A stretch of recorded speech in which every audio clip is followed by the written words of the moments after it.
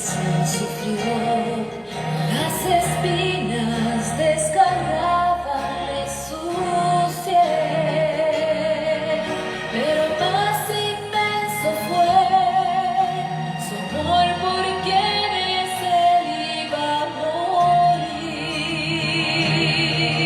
por la vía dolorosa que es la vía del dolor, como oveja vino Cristo, Rey y Señor, y fue Él quien quiso ir por su amor, por ti y por mí, por la vía dolorosa al Calvario y a morir.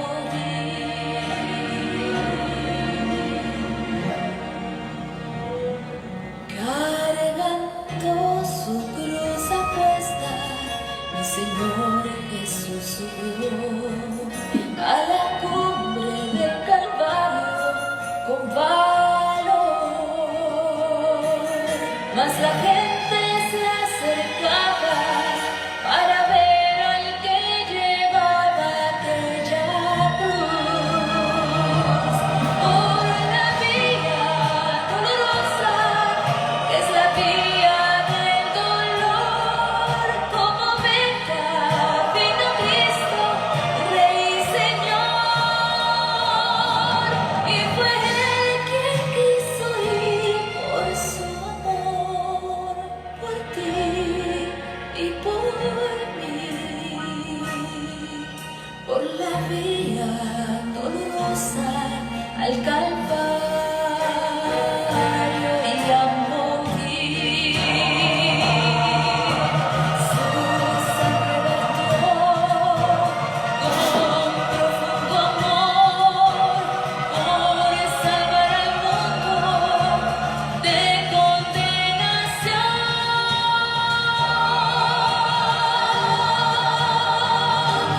Por la vía dolorosa que es la vía del dolor, como oveja vino Cristo, Rey y Señor, y fue Él quien quiso ir por su amor, por ti y por mí, por la vía dolorosa al Calvario y a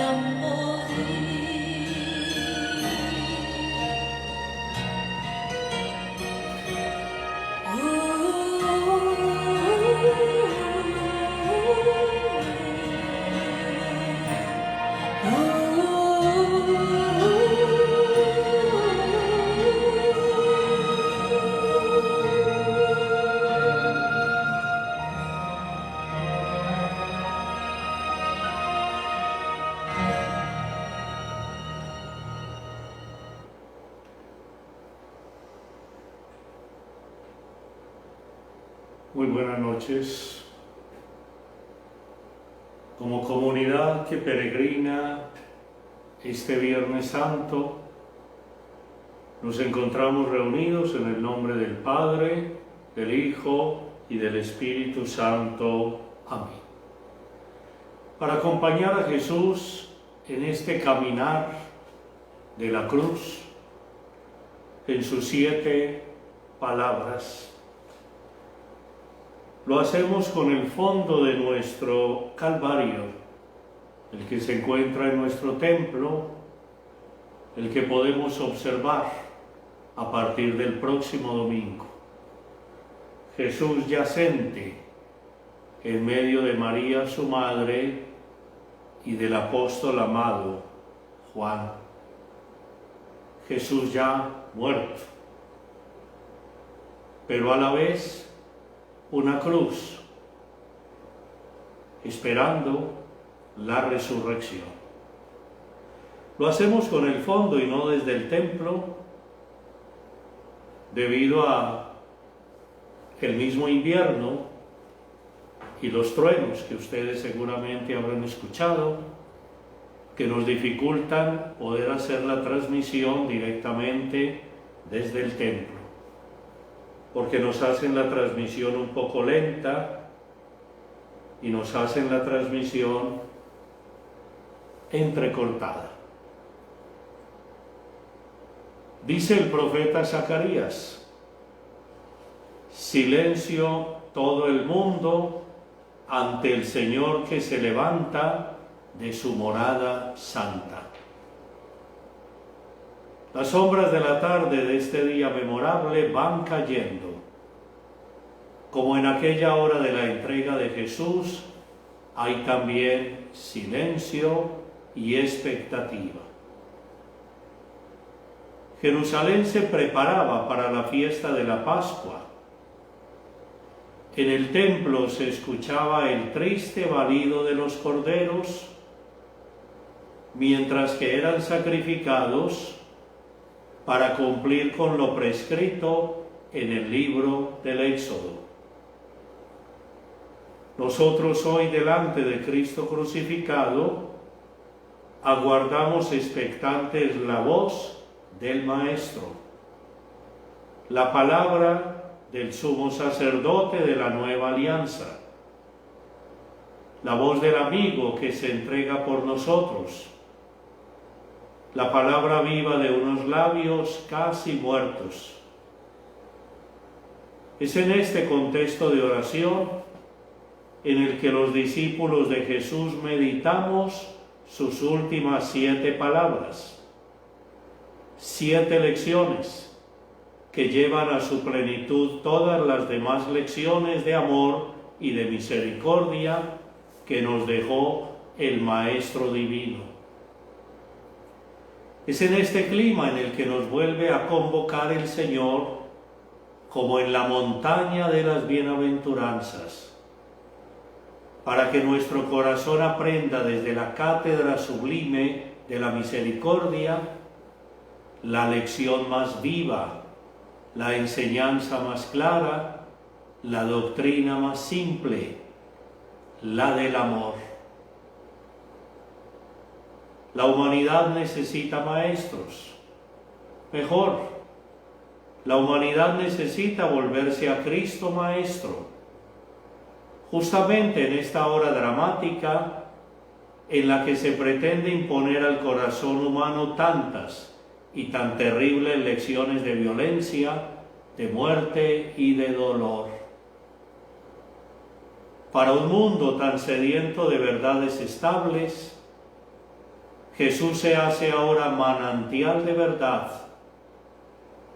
Para un mundo sin vida, Jesús expirante se hace vida.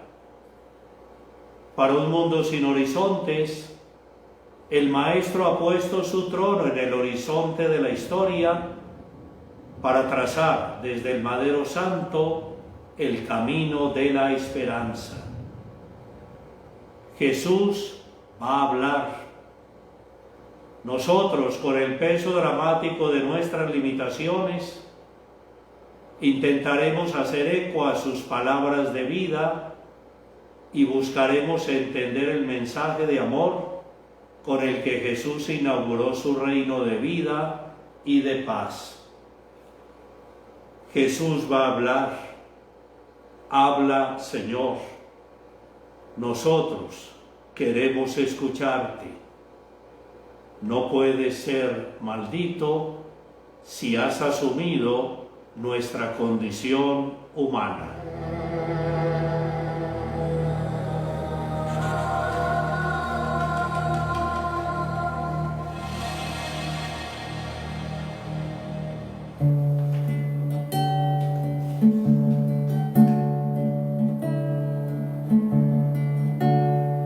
Saliendo del pretorio, marchando a procesión, con rumbo al Calvario,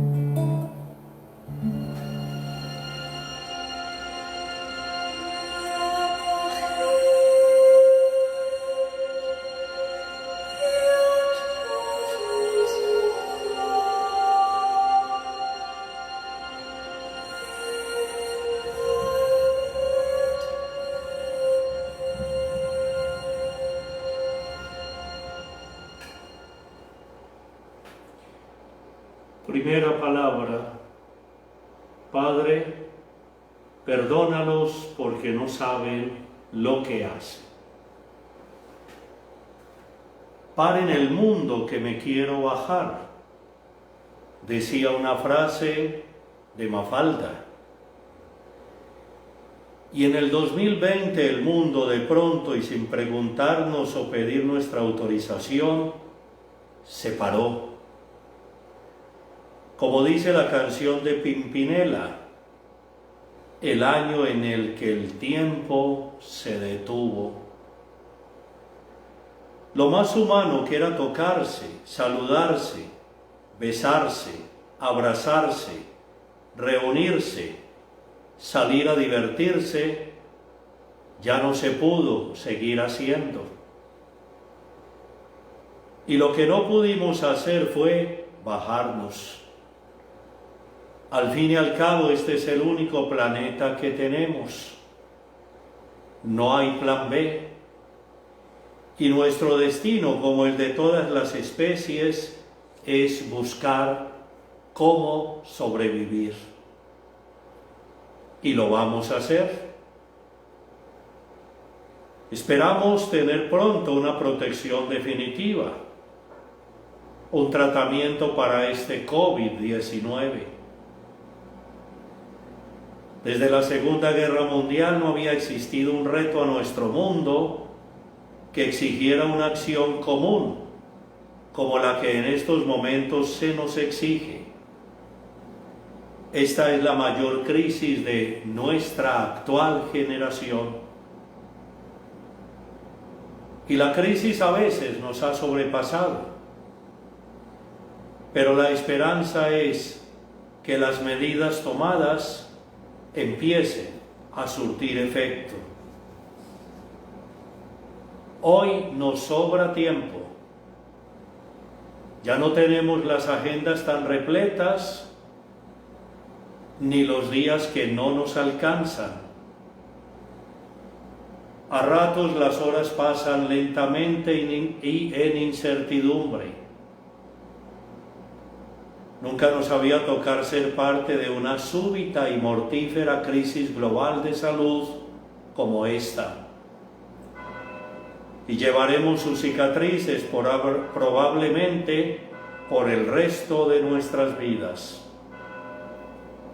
Hoy, el verdadero lujo que tenemos cada vez más es el tiempo. Tiempo para que veamos las flores o para que oremos sin la ansiedad del reloj. Tiempo para perder con los que de verdad queremos. Tiempo para estar ahí con los hijos. Algo bueno tiene este caos. Nos ha hecho testigos directos de un evento que marcará la historia. Las crisis son la oportunidad para mejorar. Y hoy vamos aprendiendo a valorar lo cualitativo al igual que lo cuantitativo. Como seres humanos nos vimos desnudos ante nuestra fragilidad e incapacidad. Y de repente sentimos la fe en Dios como una fuerza superior a la nuestra, sacando a la luz lo que somos verdaderamente para reconocer que dependemos de Él. Por eso el Papa Francisco dijo, ese 27 de marzo del año pasado, en la bendición Urbi et Orbi, nadie se salva solo.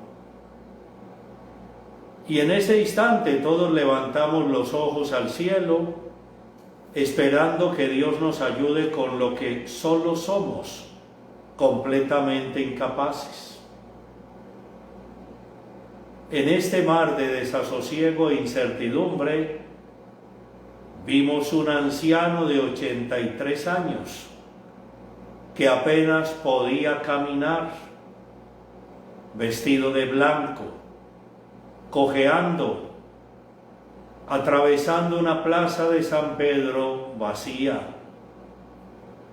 Y todos estábamos conectados a través de la pantalla, anhelando encontrar un camino de esperanza en este momento de dificultad, buscando aferrarnos a una palabra que no nos dejara naufragar, porque estamos todos en la misma barca y somos llamados a remar juntos. Vimos también cómo, paradójicamente, la tierra se desintoxicó, la polución disminuyó, los animales disfrutaron tranquilamente de su espacio sin residuos en las calles. Miles de kilómetros de selva empezaron a recuperarse. Paradójicamente, la naturaleza nos indicó que no nos necesita tanto como nosotros la necesitamos. También tuvimos paradojas sociales. Mientras unos gozaron de un encierro privilegiado, otros no tuvieron dónde dormir. Mientras algunos mostraron en su WhatsApp los ricos platos que se comían, otros deseaban tener algo para comer. Mientras unos gozaban de los servicios de salud prepagados, a otros solo les quedaba rezar para que el virus no les llegara. Es momento de empezar a mejorar como humanidad. Reconocer que lo material no es lo importante, que el dinero es papel, que el planeta, la salud y nuestras familias es lo que realmente vale la pena cuidar. Estuvimos en el espacio lleno de comodidad de las cosas que hemos comprado para nuestras casas, pero que con los días nos dimos cuenta de que no son más que un montón de bienes materiales carentes de sentido, en la medida en que no tengamos los valores preciados de la libertad y del movimiento. Hoy vivimos en una sociedad carcomida por el pecado social, que es insensible e impasible frente al martirio de Jesús en la cruz. Muchos de aquellos espectadores y curiosos en el Gólgota, al ver al crucificado, se volvieron a Dios. Actualmente resulta casi imposible la conversión de vida de algunos que alimentan la violencia, el terror y el crimen. El que está dispuesto a perdonar siempre será crucificado. El que se resiste a perdonar se mantendrá como el acusador. Para Jesús, la vida de la humanidad entera valía toda su oración, su predicación, su sufrimiento y su perdón. Para los criminales en la actualidad, la vida de un ser humano no vale nada. La negocian como si se tratara de unos enseres, unos inmuebles, unas propiedades. Los sicarios, asesinatos y secuestros son el flagelo que azota nuestra existencia. Vivimos en zozobra y angustia. Diariamente se siguen registrando raptos, secuestros en nuestro país y muchos terminan en cautiverio cruel e inhumano. La paz que algún día nos vendieron como alcanzada, definitivamente sigue estando por alcanzar. Padre, Perdónalos, porque no saben lo que hacen. Si esta pandemia no nos cambia como personas, habrá sido un tiempo dolorosamente perdido.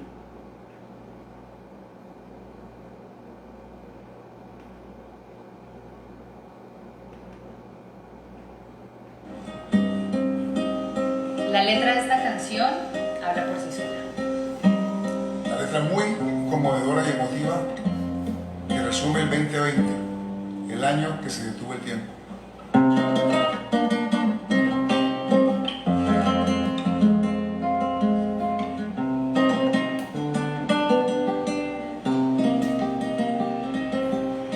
He sentido la tristeza que jamás sentí.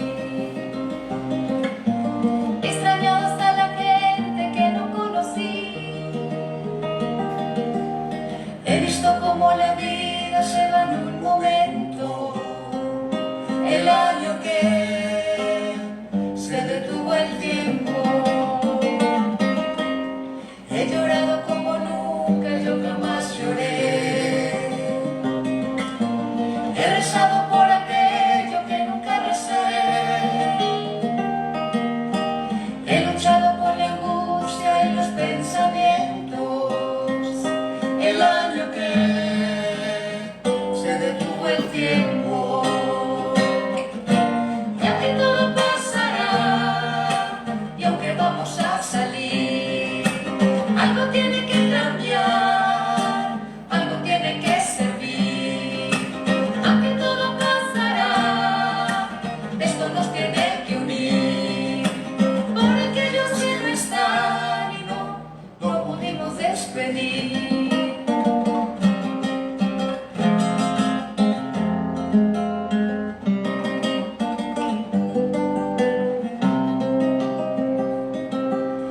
He sentido todo el miedo que jamás sentí.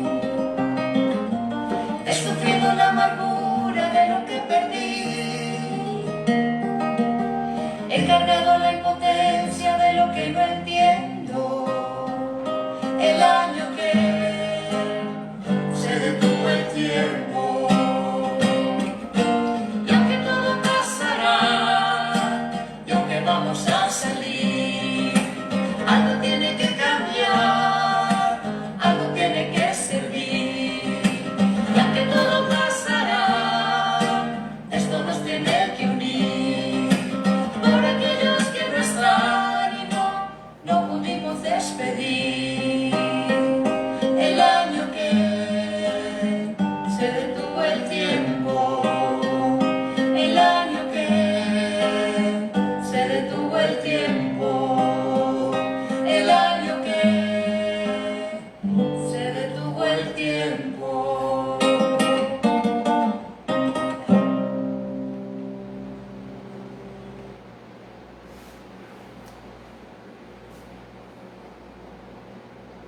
Segunda palabra, en verdad te digo, hoy estarás conmigo en el paraíso. Del perdón a la humanidad, Jesús en esta segunda palabra pasa al perdón individual. El Calvario se convierte como en una especie de confesionario a cielo abierto.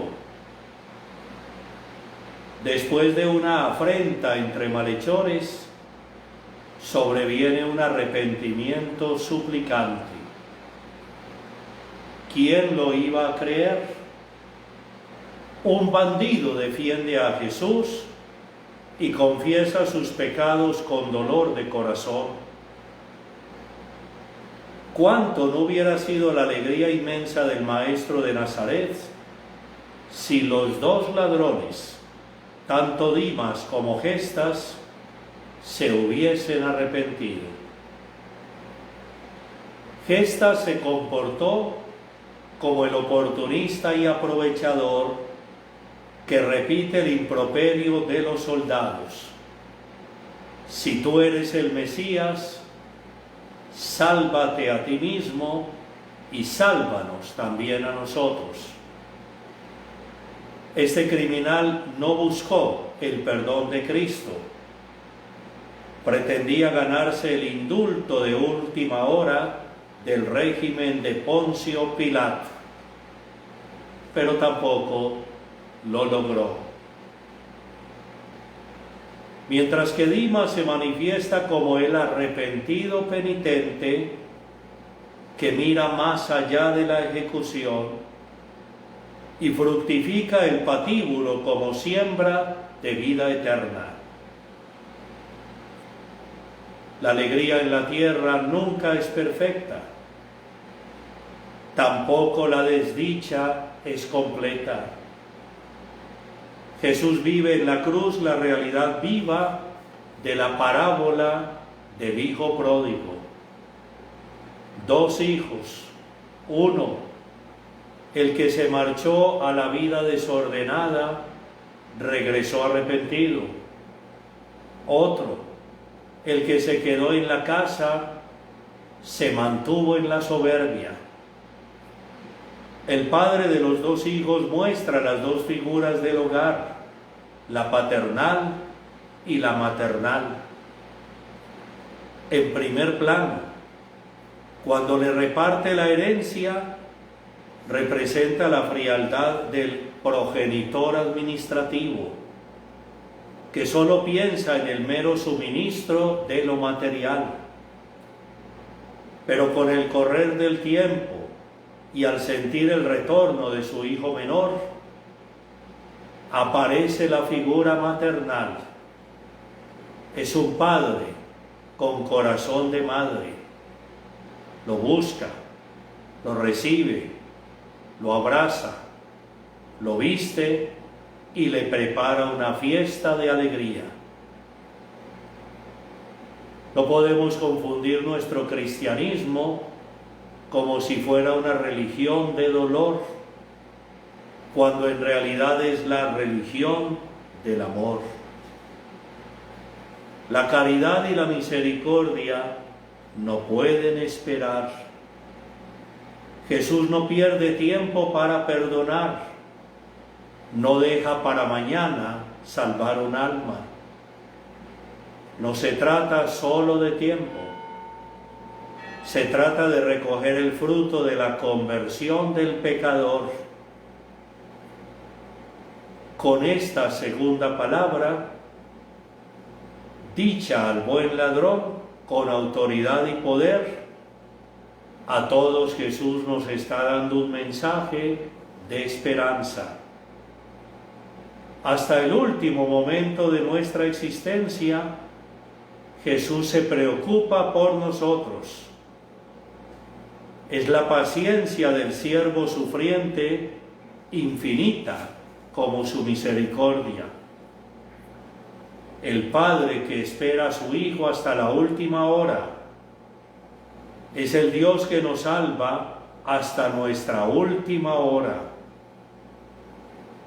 Jesús abre las puertas del reino al excluido y rechazado y corrobora esa afirmación que nos trae San Lucas en el capítulo 19.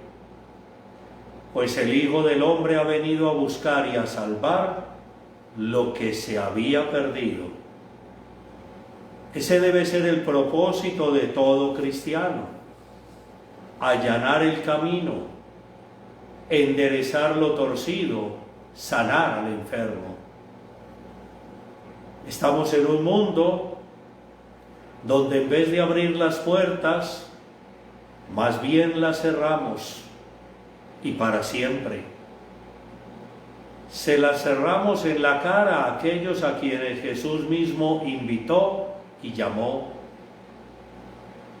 Somos una sociedad cruel que fabrica pecadores compulsivos para después, cuando son irrecuperables y se niegan a la resocialización, excluirlos, sentenciarlos y condenarlos.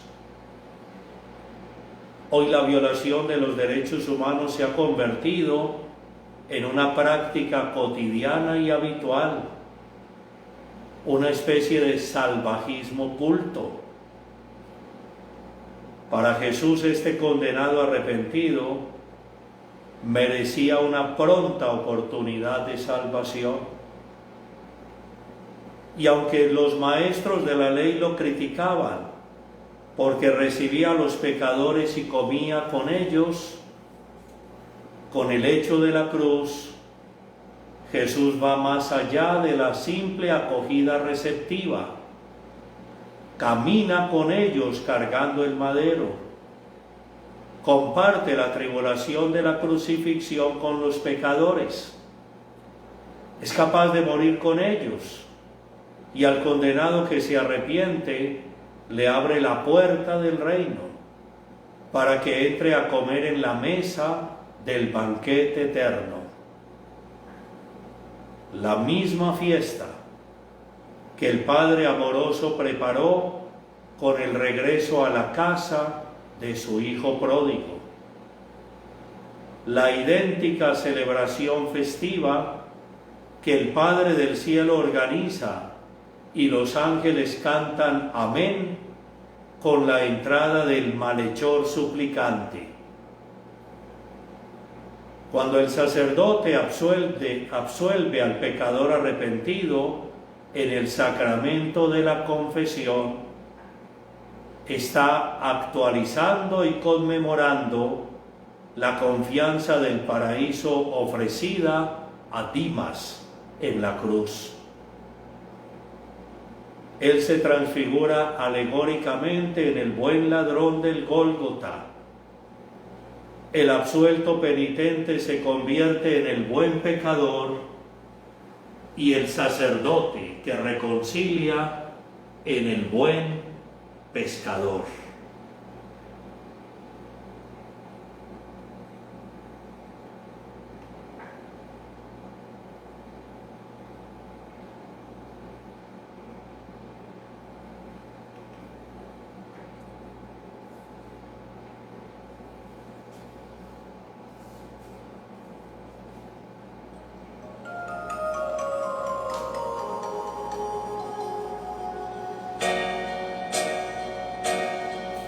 Está, Señor, en este lugar, restaurando, Jesús, corazones. Estás en este lugar, amado Dios, tocando, Señor, día a día nuestras vidas. No tenemos nada que darte, Rey de Reyes, tan solamente un corazón agradecido. Enséñame a perdonar, Maestro de maestros. Enséñame a amar, soy barro en tus manos. Amar sin condición, Maestro de maestros. Mi Jesús, enséñame, enséñame. Enséñame a amar, amar sin condición, mi Jesús. Enséñame, gracias mi buen Jesús, porque tú me amaste primero a mí. Sin condición, mi Jesús, enséñame, gracias mi buen Jesús, porque tú me amaste primero a mí, me amaste sin condición. Mi Jesús, enséñame.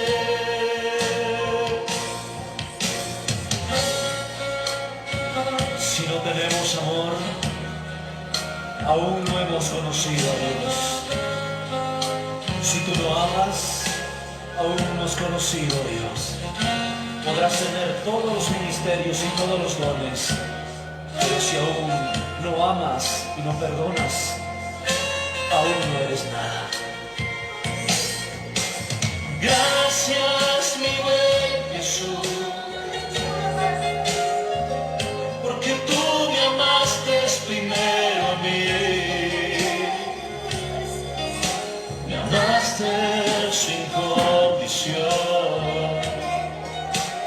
mi Jesús, enséñame. Si no tenemos amor, aún no hemos conocido a Dios. Si tú no amas, aún no has conocido a Dios. Podrás tener todos los ministerios y todos los dones, pero si aún no amas y no perdonas, aún no eres nada. Gracias, mi buen Jesús, porque tú me amaste primero a mí. Me amaste sin condición, mi Jesús, enséñame. Gracias, mi buen Jesús, porque tú me amaste primero a mí.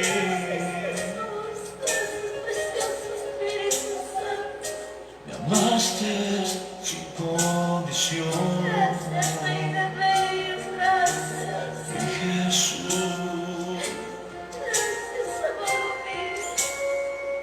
enséñame.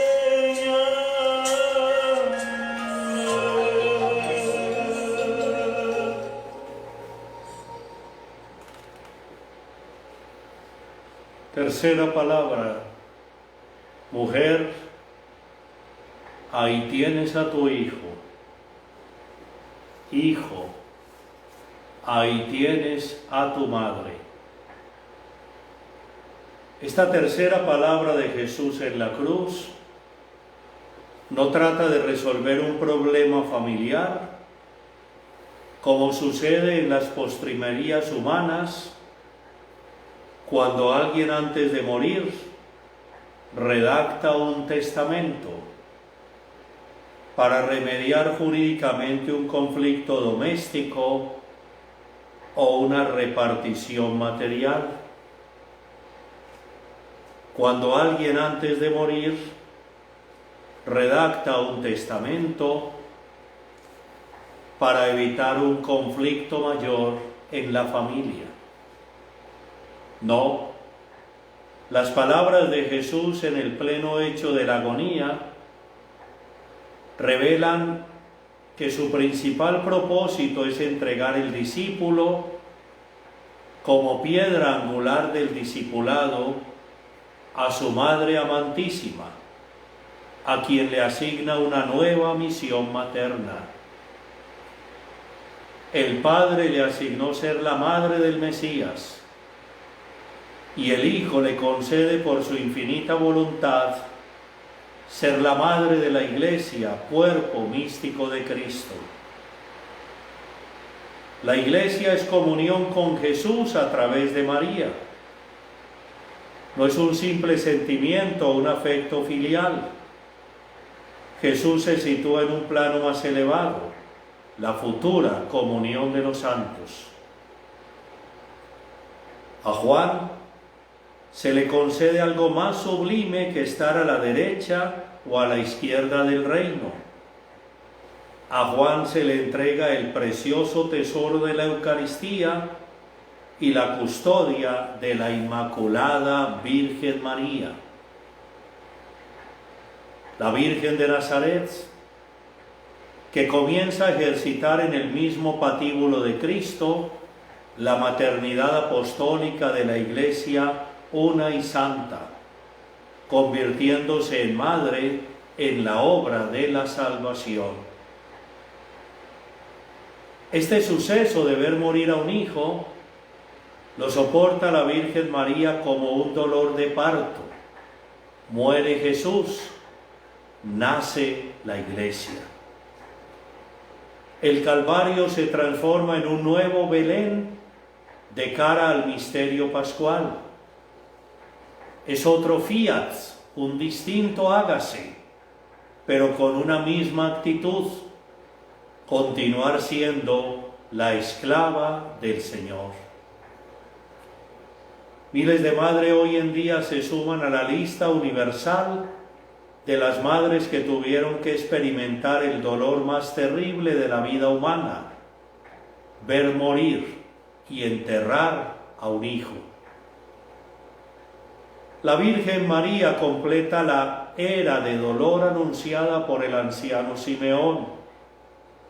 Esto va a ser para ti como una espada que atravesará tu propia alma.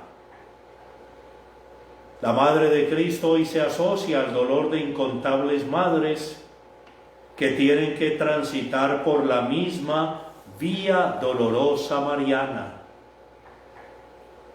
Para la Virgen no hubo lugar en la posada de Belén. Para nuestras madres no hay cupo a veces en las maternidades que no cuentan con capacidad de respuesta. No hay insumos ni recursos. Solo hay a veces buena voluntad del personal médico. Solo hay bonitas promesas de gobernantes y mucha paciencia de unas marianas que al final de su existencia tienen que vivir la desgracia de ser coronadas de espinas al ver morir al hijo que parieron con sacrificio, al ser asesinado, ajusticiado, ultimado o sicariado. La Virgen María vivió dos partos: el de Jesús en Belén, lleno de limitaciones y carencias, y el de la Iglesia en el Gólgota, colmado de dolores y sufrimientos. En ambos prevaleció sin límites el sentido de la vida, del amor y de la esperanza.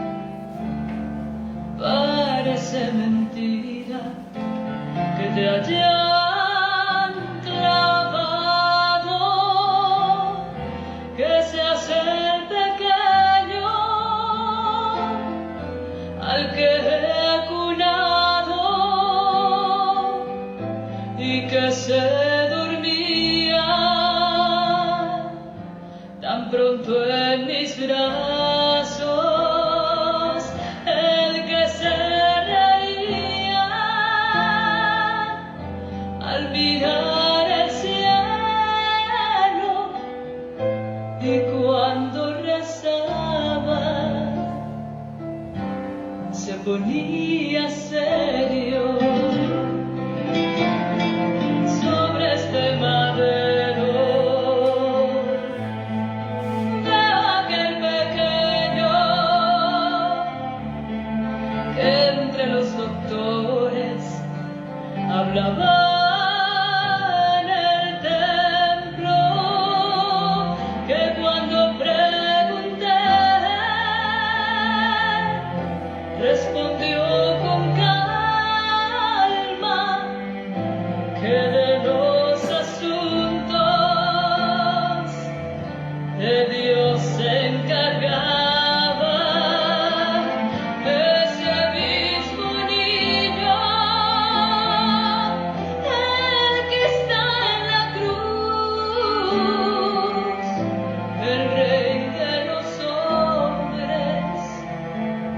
se llama Jesús.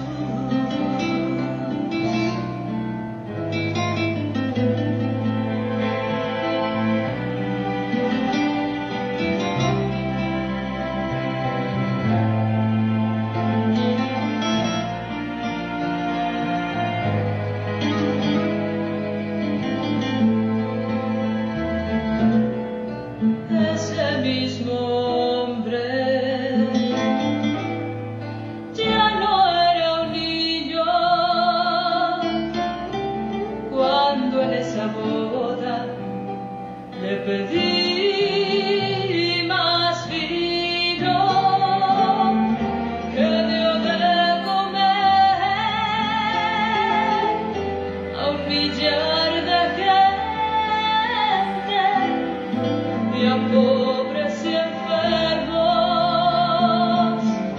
los miró de frente, río con agravios a quienes más quiso y lloró en silencio al morir su amigo.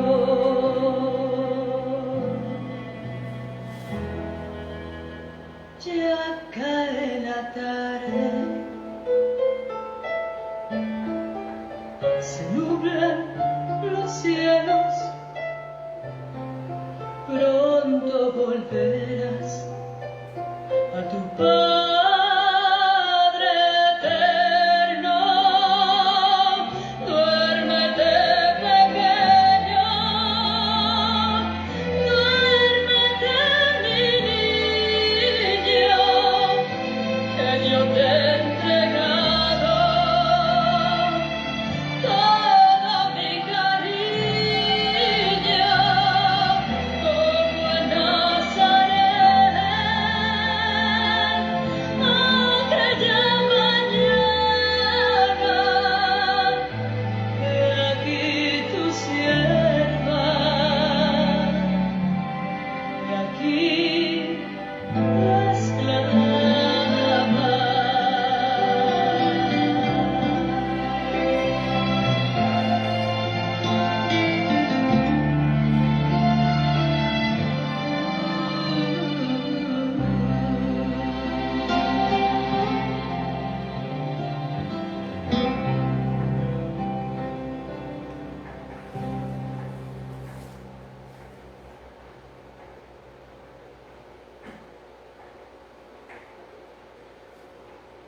Cuarta palabra.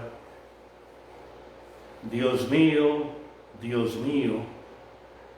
¿por qué me has abandonado? De esta cuarta palabra, la frase más cercana a nuestras vidas desoladas y abatidas es: Dios mío, ¿por qué? Cuando hay desolación interior profunda, es lo único que sale de nuestra boca. ¿Por qué? Para el que tiene fe y confianza en Dios, el grito Dios mío, ¿por qué me has abandonado?, se convierte en oración de clamor suplicante. Pero para el que cierra su corazón a la gracia de Dios, esta expresión dolorosa se transforma en el más terrible bramido de impotencia, desamparo y espantosa desolación. Hace un año todo se detuvo. Un virus nos sentó a la fuerza en el sofá. Queríamos correr como era nuestra costumbre, pero solo pudimos hacerlo de la cocina a la sala. Solo tuvimos una misión, que era salvar el mundo sentados desde el balcón, al lado de nuestras familias. Pudimos descansar el cuerpo, tener más momentos deseados con las familias distantes. pudimos volver a tomar el libro olvidado, tomar de nuevo la bicicleta estática, contar de nuevo las pulsaciones. Fue la oportunidad de poder decir que teníamos poco por hacer y muchas horas por disfrutar.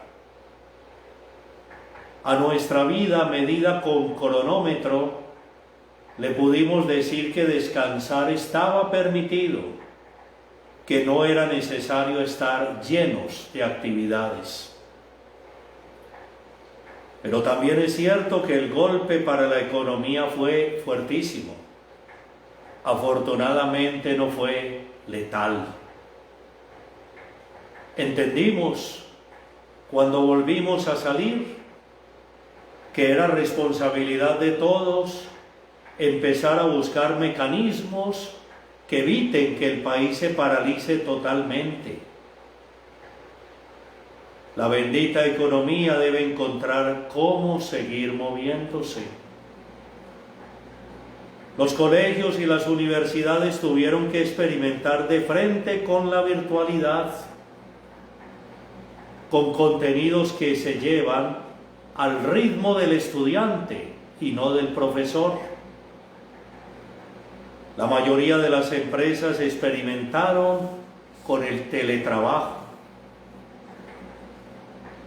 Aprendimos una vez más que las dificultades son las mejores maestras del ser humano. Lo han sido, lo serán siempre.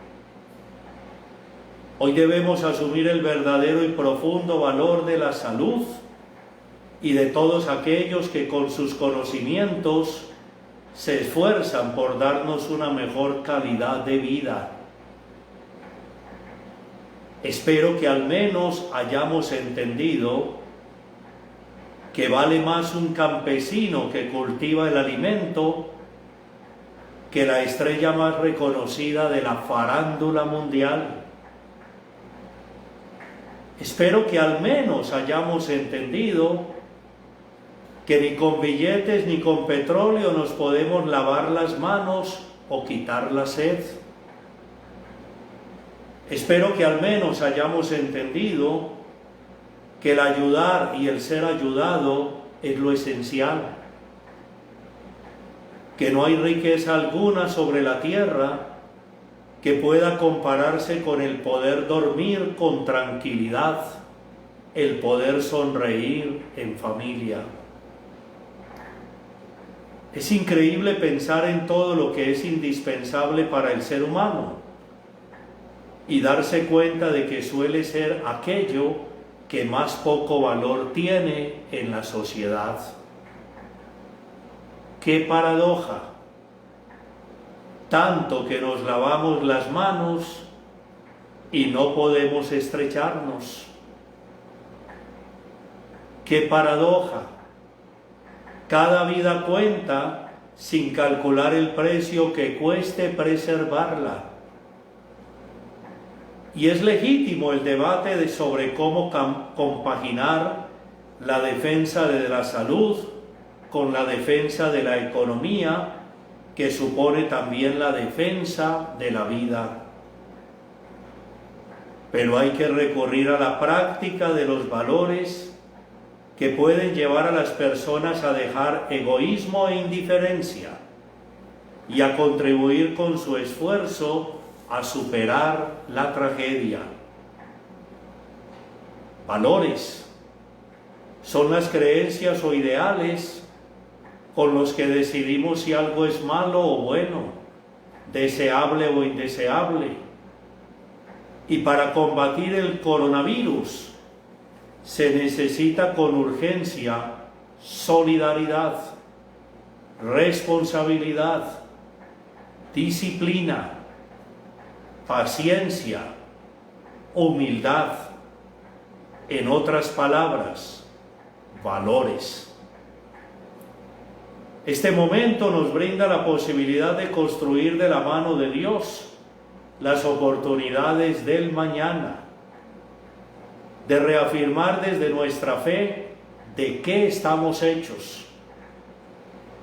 Con nuestra esperanza en su divina misericordia, debemos estar a la altura del momento histórico que nos corresponde vivir, dejándonos impactar de la mejor manera posible, siendo mejores cristianos, mejores personas en la fe y la oración, mejores jefes, mejores empleados, mejores hijos, mejores padres y madres, mejores esposos, mejores vecinos, mejores humanos. Hay material para lograrlo. Ya lo hemos visto, lo hemos experimentado. Conciertos virtuales de grandes artistas, teletrabajo, adopción de abuelos, elaboración de antibacteriales, tapabocas, conciertos desde balcones, retos, juegos y concursos por las redes, exposiciones y museos virtuales, audiencia de jueces desde la casa, citas prioritarias en salud, horarios extendidos en plazas mayoristas y supermercados, horarios diferentes para personas mayores,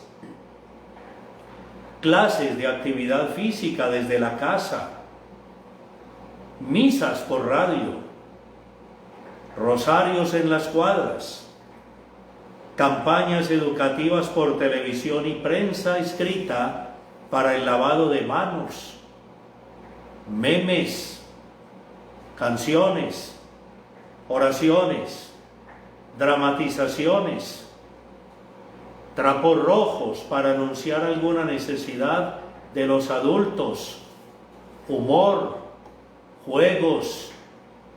Hay material para lograrlo. Sí que somos creativos y proactivos.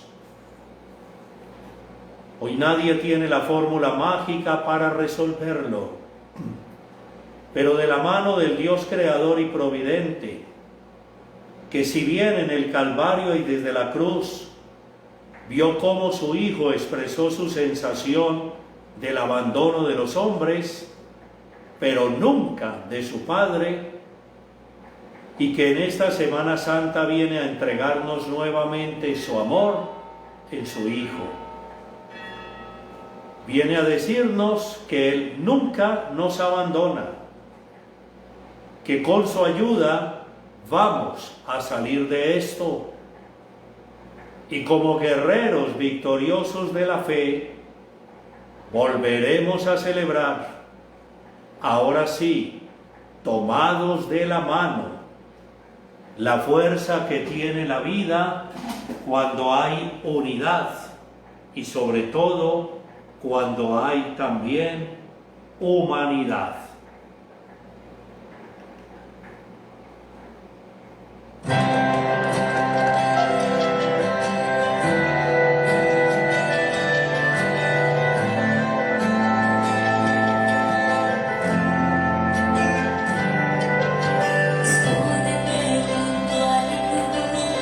Sobre la que mi Jesús vive en las postreras horas de su agonía. En mi corazón, oprimido por el dolor, escucho el grito de su corazón.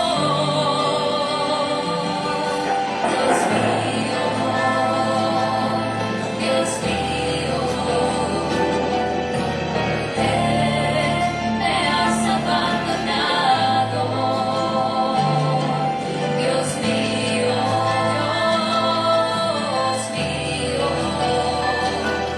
¿por qué me has abandonado? Recibí conmigo hoy estos invaluables momentos de su pasión. La traición de Judas negación de Pedro, el juicio de Pilato y sin flagelación,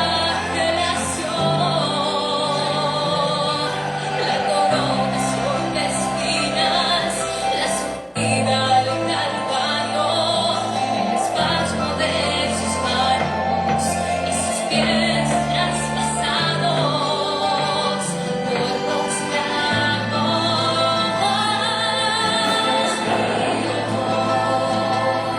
Dios mío, ¿por qué me has abandonado? Dios mío, ¿por qué me has abandonado? Y las tres interminables horas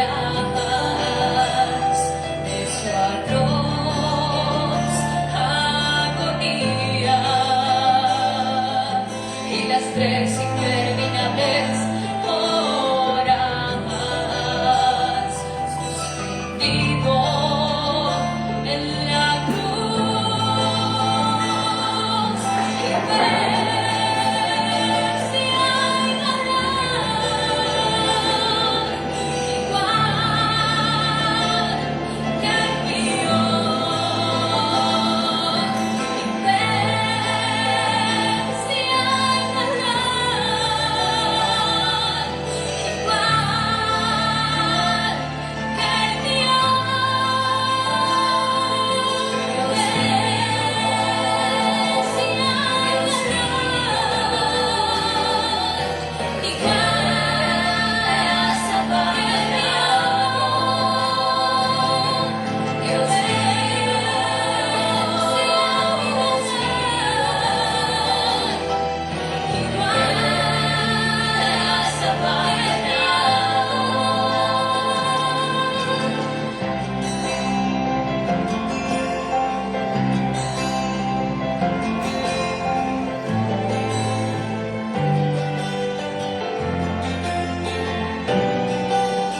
Ahora el cuerpo de Jesús reposa entre mis brazos, mi perseguidor con tu salvación. Él resucitará y te salvará. No importa tus errores, no te abandonará. Él te amará y te sanará. Dios te ama y te perdona. Y te perdona. Porque te ama. Porque te ama. Nunca te ha abandonado. Y te perdona. Porque te ama. Porque te ama.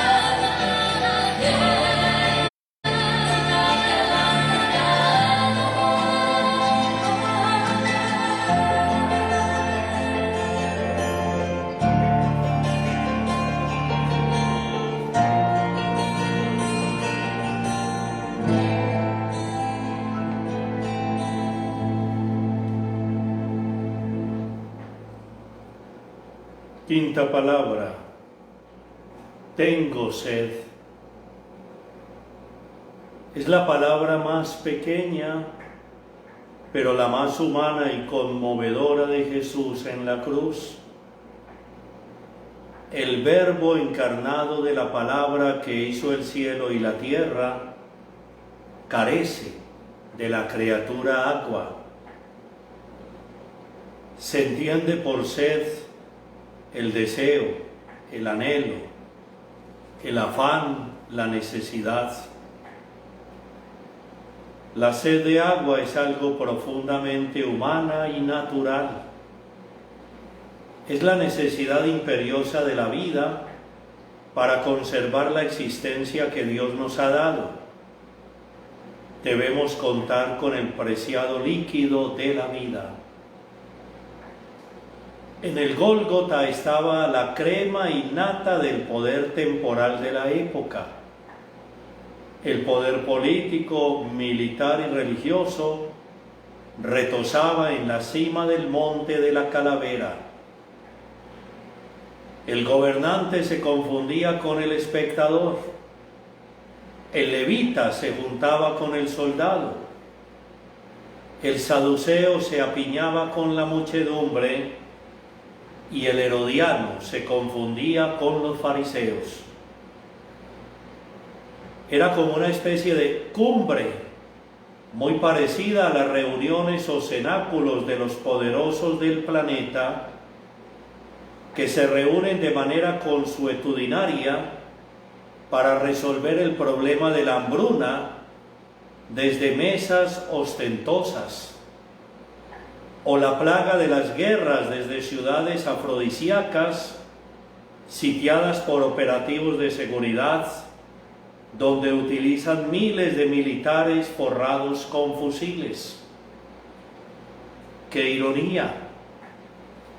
Y que luchan contra el hambre botando comida a granel y buscan la paz rodeados de armas y misiles.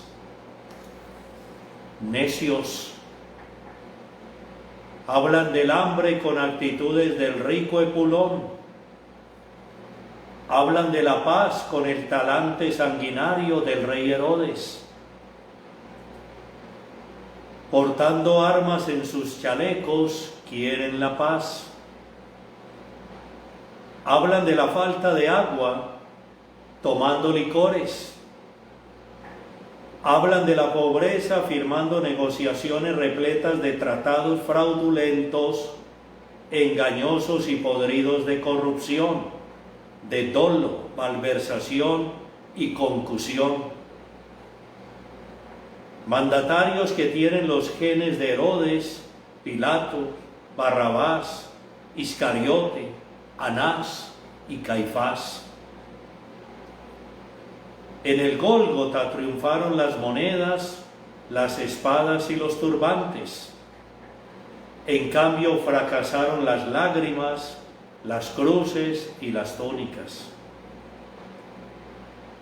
No podemos arrodillarnos frente a la tiranía desalmada de los que propician la sed, el hambre y la muerte.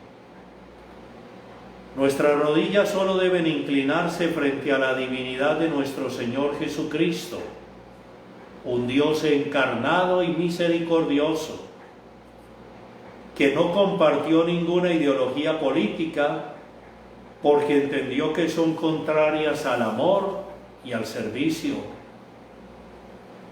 que no se alió a ningún gobernante porque entendió que todos pactan con los poderes terrenales para mantenerse en la hegemonía de sus privilegios,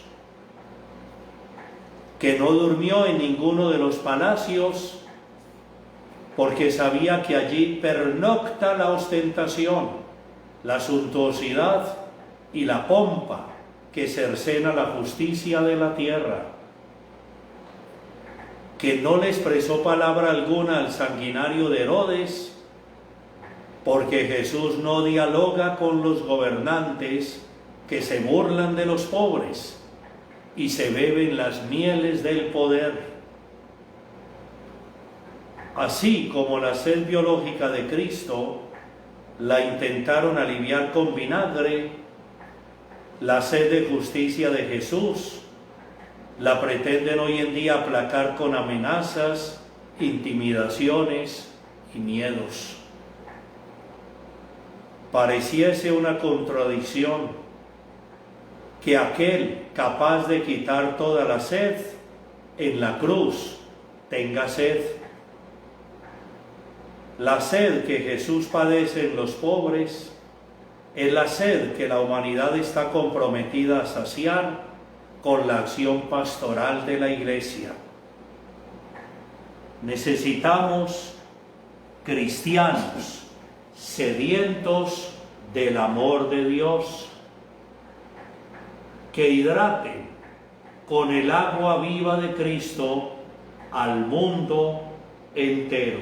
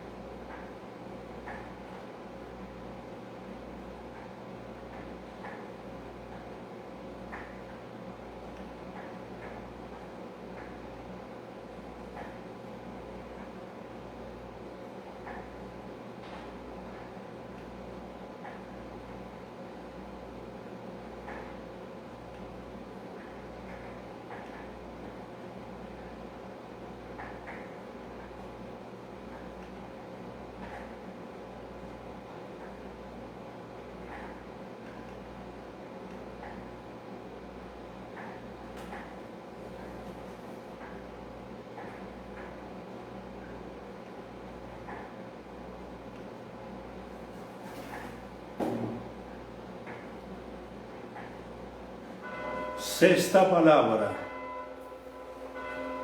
Todo está cumplido. El apóstol San Pedro, en un discurso pronunciado en la casa de un centurión romano llamado Cornelio, convertido a la fe cristiana, recalcaba con fuerza y espíritu de galardón apostólico el mérito realizado por el Mesías, el Hijo de Dios viviente, cuando el apóstol Pedro le dice al centurión: Jesús pasó haciendo el bien. Estamos en una sociedad actual cimentada en la improvisación generalizada, imprevisión sistemática y desmoralización constante. Un país donde todo se suspende a última hora sin explicación ni excusa. Llegar o empezar tarde es lo normal, lo común, lo corriente. Abandonar la carrera o el propósito es lo cotidiano. Retroceder, recular, prescindir se ha convertido en una práctica habitual. Nada se concluye felizmente. Todo se termina mal o con la mediocridad tradicional. Muchos protocolos de primeras piedras y muy pocos actos de inauguración. Y todo esto porque se vive con el afán que profetiza la salmodia de alabanza al Señor. No pongan su confianza en hombres importantes. Son simples hombres que ni pueden salvar, pues cuando mueren regresan al polvo y ese mismo día terminan sus proyectos. Salmo 146. Jesús confió siempre en su Padre. Todo lo hizo por Él, con Él y en Él. Nosotros no vamos a hacer lo que le toca a Dios. Tampoco Dios va a realizar lo que por deber y compromiso nos compete a nosotros. En ocasiones no entendemos que los tiempos de Dios no son los nuestros. Dios es el dueño del tiempo. Nosotros simplemente se lo administramos y a veces somos malos administradores de la temporalidad de nuestra existencia humana. Por no contar con la gracia del Espíritu Santo, que impulsó y acompañó permanentemente a Jesucristo, nos ha ido bastante mal. No hemos puesto nuestro espíritu en las manos del Padre. En cambio, Jesús pasó haciendo el bien. Todo lo hizo bien. Oraba con insistencia y con deferencia a la presencia de Dios Padre. Configuró un discipulado que lo siguió, al que formó como sus imitadores y los amparó con la gracia del Espíritu Santo. Fue respetuoso de su procedencia trinitaria y más aún de su misión como hijo enviado por el Padre, celoso de no usurpar los derechos de las personas divinas del Padre y del Espíritu Santo.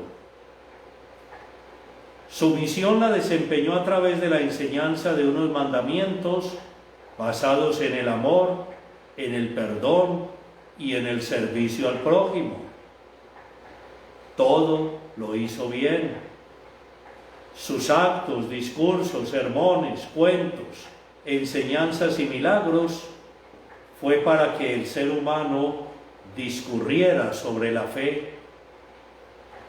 Todo lo hizo bien, porque tenía plena conciencia de lo que hacía y no actuaba a tientas, no improvisaba sin un espíritu creativo e innovador. Todo lo dio por cumplido porque tenía metas y prioridades bien establecidas. Era seguro y decidido, flexible y dócil, y muy previsible. Se presentaba con cierta actitud impredecible ante la gente. A pesar de tener complejidad en su mente, sus ideas eran transparentes. Tenía mucha paciencia para educar. Siempre despertaba la sed del conocimiento. Informaba poco, sin embargo, educaba mucho. Era enemigo del autoritarismo y del totalitarismo.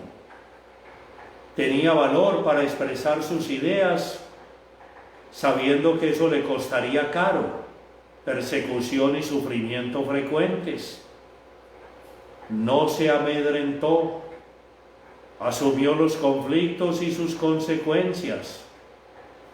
Siempre tuvo como compañera y aliada la austeridad, la escasez en la simplicidad, aunque le produjera necesidades.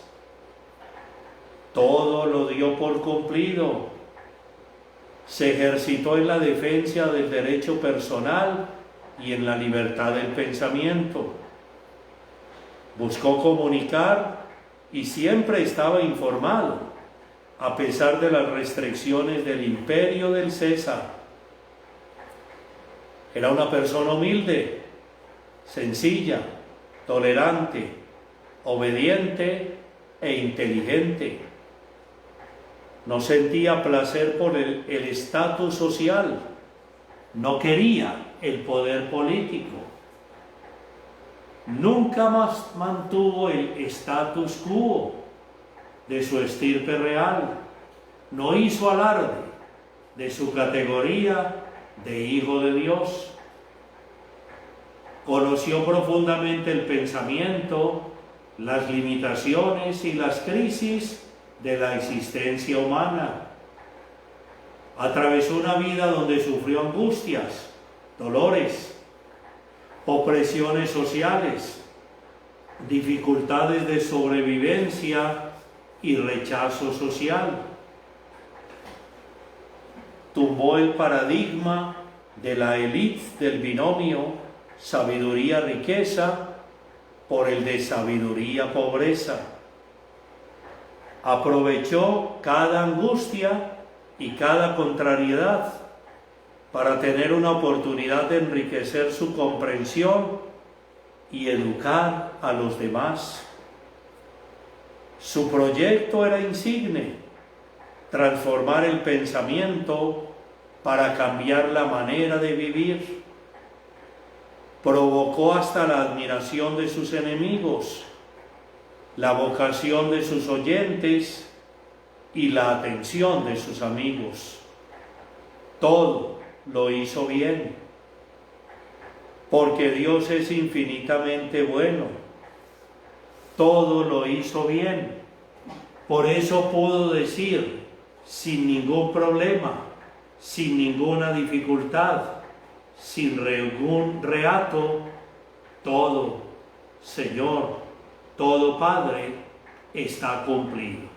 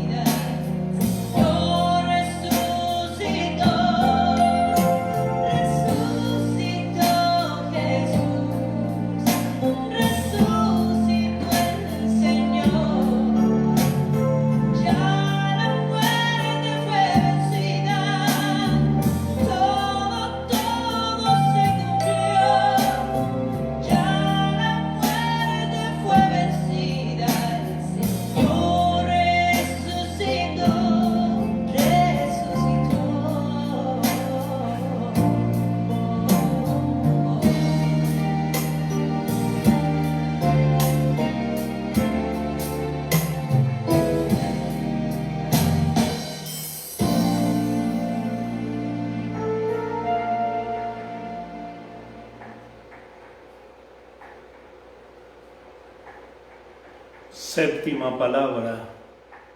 Padre, en tus manos encomiendo mi espíritu. El Hijo de David concluye su último sermón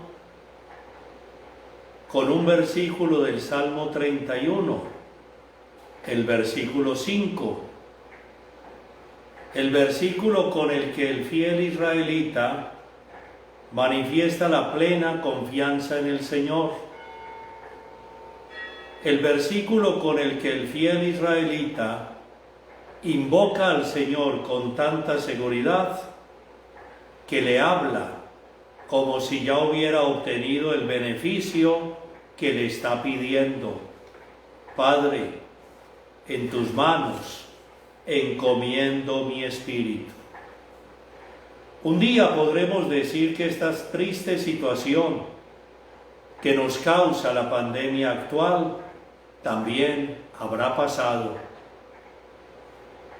Qué bueno que lo mejor de este nuevo aprendizaje que nos va dejando la pandemia sea, como la llama el mundo de hoy, una especie de resiliencia que haga renacer y que tengamos la paciencia, la sapiencia y la creatividad para enfrentar el dilema de salud que se nos ha presentado.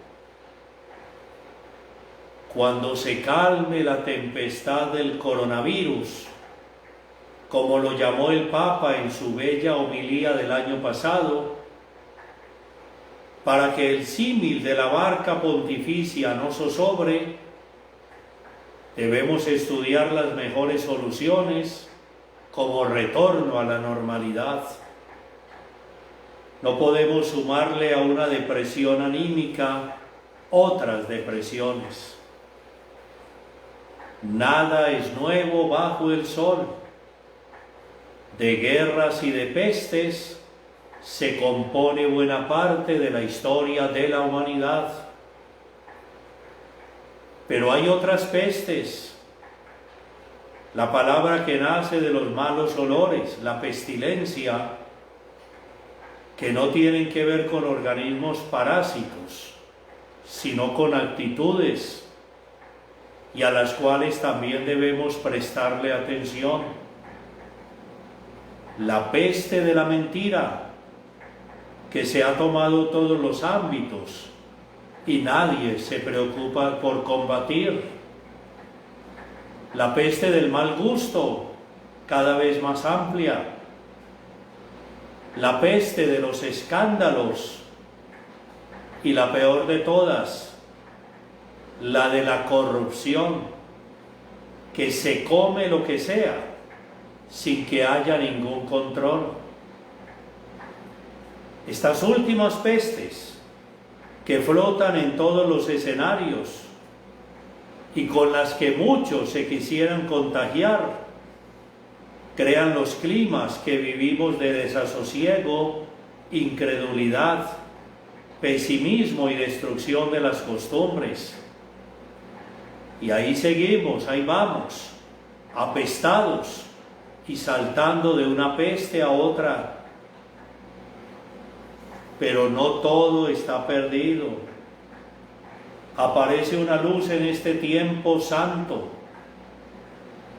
la luz de saber que tenemos la esperanza de que esta nación, que ha pasado por muchas noches sombrías, supere esta encrucijada, que sabrá nuevamente reconstruirse sobre sus propias cenizas. Una nación que ha demostrado en sus luchas que pertenece a aquellos pueblos que se enseñaron a progresar padeciendo. Este Viernes Santo, delante de la cruz, oremos por los presos, su hacinamiento y su verdadera penitencia. Oremos por los que trabajan en la informalidad laboral, más de 5 millones de colombianos. Oremos por los desempleados, que parece ser la cotidianidad en medio de la crisis. Oremos por los que no se aguantan en el silencio de la casa y dejan salir esos diablos que tienen por dentro, y el lugar seguro de la vivienda comienza a ser un infierno. No solo hay que lavar las manos, al demonio también hay que estarlo lavando. Oremos por los que conviven con gente tóxica, que siempre hablan de horrores.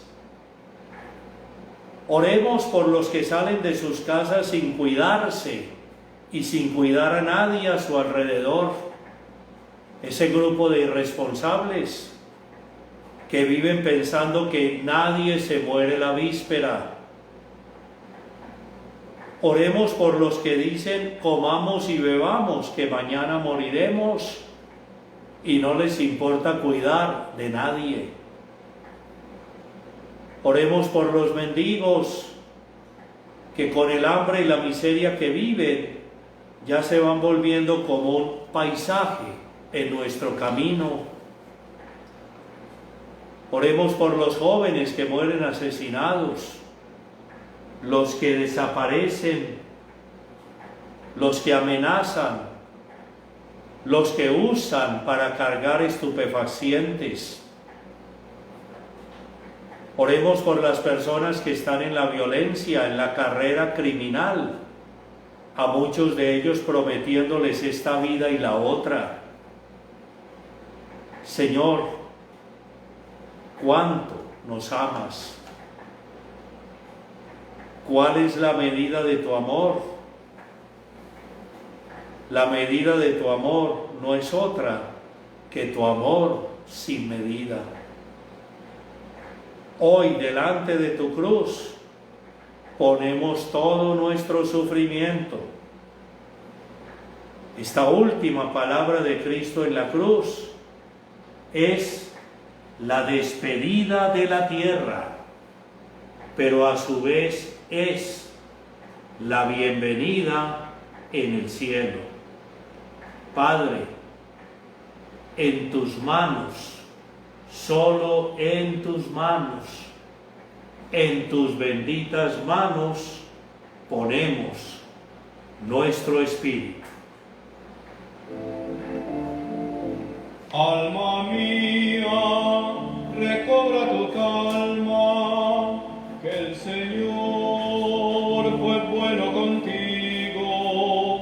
Alma mía, recobra tu calma, que el Señor escucha tu voz. Amo al Señor porque escucha mi voz suplicante, porque inclina su oído hacia mí el día que lo invoco. Alma mía, recobra tu calma, que el Señor fue bueno contigo.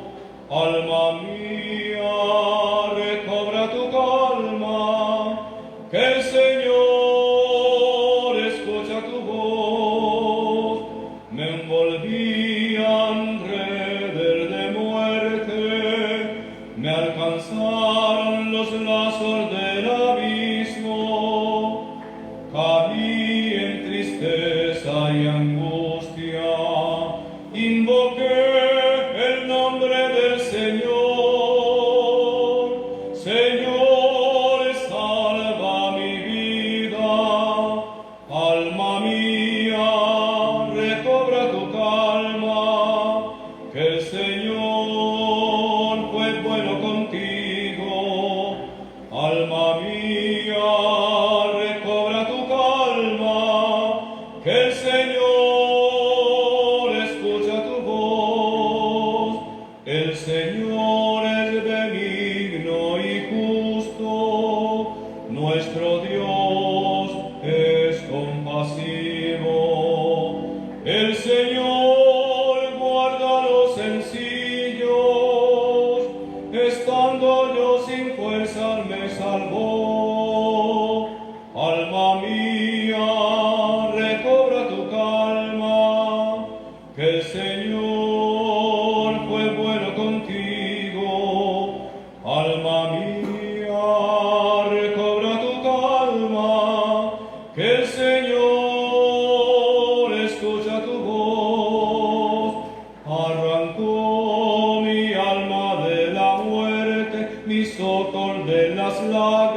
mis pies de la caída. Caminaré en presencia del Señor, en el país de la vida. Alma mía, recobra tu calma, que el Señor fue bueno contigo. Alma mía, recobra tu calma, que el Señor escucha tu voz. La solemne agonía de Jesús ha concluido. Vamos a tomar del altar la víctima. Vamos a tomar del árbol santo el fruto maduro que es nuestra alegría. Junto a la cruz se dieron cita los amigos, los que quedaban, los que perseveraron. Nicodemo, José de Arimatea, Magdalena, Juan, las Marías, los que le reconocieron y reconocerán como el camino, la verdad y la vida. Nosotros, esta noche, sobre el madero bañado en la sangre gloriosa, el Señor es una lección aterradora de lo que puede la crueldad del hombre, pero es también el signo indiscutible de la vida. ¡Qué contrasentido! Un cuerpo destrozado es la señal que Dios nos ofrece, es la prueba de la grandeza de su amor. Lo hemos descendido de la cruz, hemos tomado la mano derecha, la del amor fraterno, la de la bendición. Hemos arrancado el fiero clavo que la sujetaba al leño, para que se pueda agitar serena, señalando el destino de la gloria que nos espera, que le espera al que vive en su intensidad el amor de Dios, para podernos acercar con amor a su costado. Dejamos que aguarde la mañana de la resurrección, en la que se alzará victoriosa para señalarnos la llegada de la alegría. Hemos tomado su mano izquierda sin temor. Ella también es signo de paz. Ella es la cercana al corazón que tanto amó a los hombres. Ella será la que se nos tienda amorosa para el abrazo final de nuestra vida. Si vivimos en su voluntad, no se alzará para señalarnos el infierno. Se tenderá serena y amorosa para decirnos: vengan al gozo de mi reino. Hemos tomado sus pies. Hemos tratado de no maltratar esas plantas benditas que han dejado en los caminos del mundo huellas de amor y de misericordia. Y en homenaje de amor, lo hemos puesto en brazos de María y en nuestro corazón, para que reine eternamente, para que nos salve su entrega, para que nos redima su amor. Aquí está en nuestros brazos aquel de quien dijo la carta a los hebreos: Él, a pesar de ser hijo, aprendió sufriendo a obedecer, y llevado a la consumación, se ha convertido para todos los que le obedecen en autor de salvación eterna. A ese que contemplamos ahora en el sepulcro, mientras esperamos la mañana gloriosa de la resurrección, le decimos: Maranatá. Ven, Señor Jesús. Ven, Señor, a nuestros corazones. Vuelve a nosotros en estos tiempos difíciles, Señor Jesús.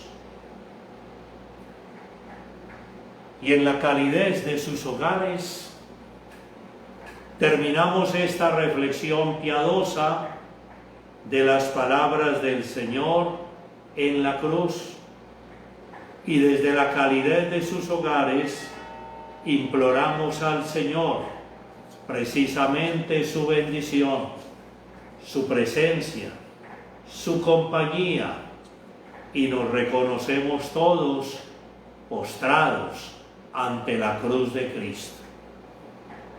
Y la bendición de Dios Padre, Hijo y Espíritu Santo descienda sobre ustedes y sus hogares y los acompañe siempre.